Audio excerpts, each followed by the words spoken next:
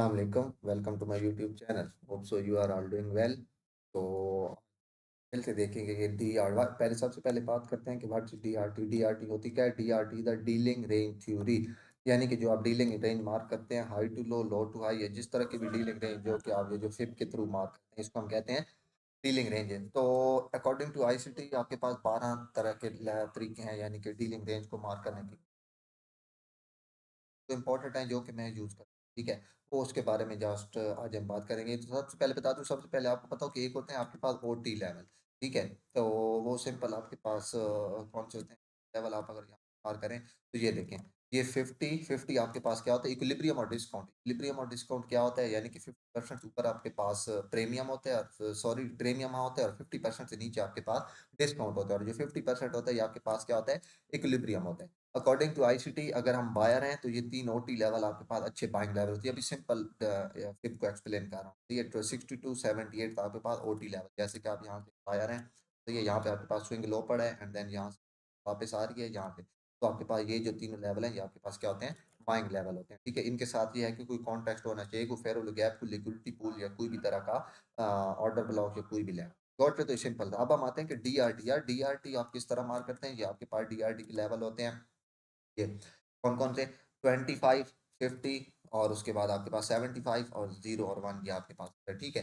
तो ये आपके पास एक इंपॉर्टेंट लेवल होता है। ये जो 25 के साथ अगर कोई फेयर वैल्यू गैप या ऑर्डर ब्लॉक मैच कर रहा हो, या फिर अगर आपके पास 75 के मैच कर रहा हो, या कोई फेयर वैल्यू गैप मैच कर रहा हो, या फिर कोई भी इस तरह का लेवल, सही है? तो जस्ट हम यहाँ पे चार्ट पे आते हैं। तो सबसे पहले जो आपने डीआरटी मार्क करनी होती है वो कौन सी होती है? हमेशा याद रख लें, कुछ इंपॉर्टेंट चार्ट पर आपके पास लेवल होते हैं जिसको आप जरूर मार्क करके रख दें। सबसे पहले आपने सिंपल वीकली चार्ट पे आ जाए, सही है?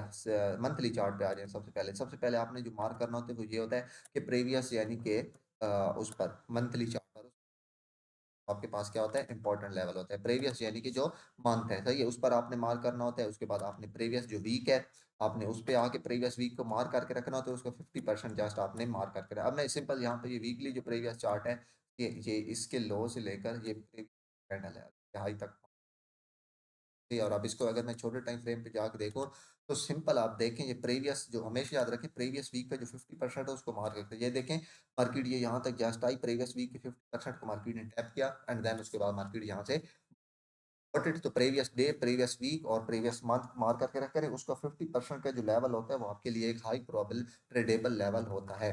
तो जस्ट हम देखते हैं, मैं भी आपके सामने बात कर रहा था। सबसे पहले जो आपने डी आर मार्क करनी होती है वो प्रीवियस डे के हाई और लो तक मार्क करनी होती है, मेरी बात याद रख लें, ठीक है? अब ये प्रीवियस डे का ओपन है, सॉरी ये फ्राइडे का ओपन है, और ये थर्सडे का ओपन है, ठीक है? ये आपके पास एक प्रीवियस डे था, यहाँ से लेकर यहाँ तक, गॉट इट? यहाँ से लेकर यहाँ तक मैं डीआरटी मार्क करूंगा।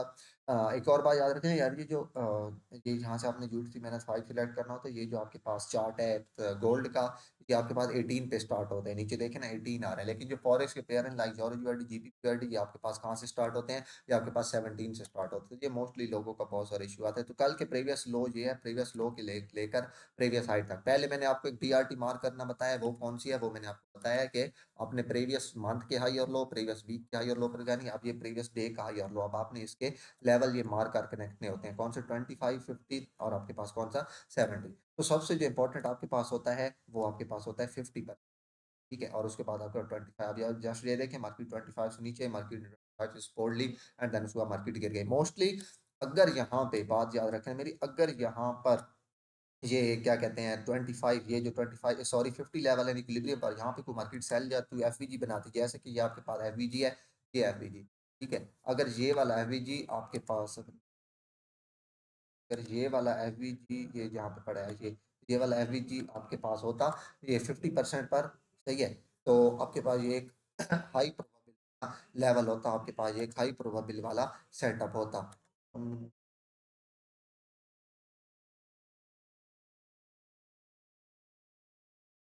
ये देखिए आपके पास अब ये जो है क्या कहते हैं, ये 50% का लेवल है, ये वाला, सही? अगर ये 50% के ऊपर बनता है यहाँ पे, तो जैसे ही मार्केट इसमें टैप करती है, आपके पास ये एक हाई प्रोबेबिलिटी वाला सेलिंग लेवल हो सकता था। तो एक ये आपने इस तरह मार्क करके रखना। इसको प्रीवियस चार्ट की डेटा चार्ट के बैक टेस्ट करें, तकरीबन 3 मंथ के चार्ट पर आपको ये बहुत हाई प्रोबेबिलिटी वाला रिजल्ट देगा। यानी कि जो फेयर वैल्यू गैप 25 के पास, जो फेयर वैल्यू गैप 75 के पास, या मोस्टली ये तो भी इंपॉर्टेंट होता है, लेकिन जो मोस्टली और सबसे आपके पास बेस्ट होता है वो कौन सा होता है? आपके पास 50% होता है। अगर 50% 50% पे मार्केट को फेयर वैल्यू गैप बनाती है।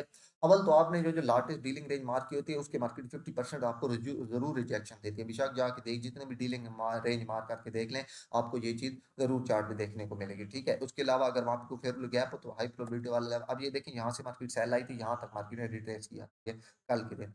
हमारी डीलिंग रेंज कहाँ से प्लॉट होगी? यहाँ से लेकर यहाँ तक, ये तकरीबन है। अब ये देखिए मार्केट ने 50 में टैप किया एंड देन उसको मार्केट बाय गई, उसको मार्केट ने ये देखिए, अब ये आपके पास एक ये चीज़ मैं आपको समझाना चाह रहा हूँ, ठीक है? जब मार्केट नीचे आई तो मार्केट ने ये 50% यहाँ पे आपके पास ये देखिए फेयर वैल्यू गैप क्रिएट किया 50 की, अब ये 50% वाला फेयर वैल्यू इसमें टैप किया, तो अभी आपके पास एक कहते हैं ना बहुत हाई प्रोबेबल सबसे जो मैं समझता हूँ, मैं जो एफवीजी ट्रेड करता हूँ इसी तरह की करता हूँ, और जो सबसे हाई प्रोबेबल एफवीजी होती हैं वो यही वाली होते हैं, जो कि लार्जेस्ट जो डीलिंग रेंज होती है, जब मैंने यहाँ से लेकर यहाँ तक डीलिंग रेंज प्लॉट की, तो इसका अगर 50% पे मुझे ट्रेड मिलती है तो ठीक पर मार्केट ऊपर गुजर जाती है, तो 50% के पास अगर वो फेयर वैल्यू गैप क्रिएट करती है तो आपके पास एक हाई प्रोबेबल लेवल होता है सेल साइड की तरफ जाने के लिए। गॉट इट सेम अगर मार्केट आपका टारगेट ये है, आपके पास ड्रा ऑन लिक्विडिटी को होना चाहिए। मैंने कल ग्रुप में भी भेजा था कि मैं एक्सपेक्ट कर रहा हूँ मार्केट इस सेल साइड लिक्विडिटी तक आएगी H1 वाली, ठीक है?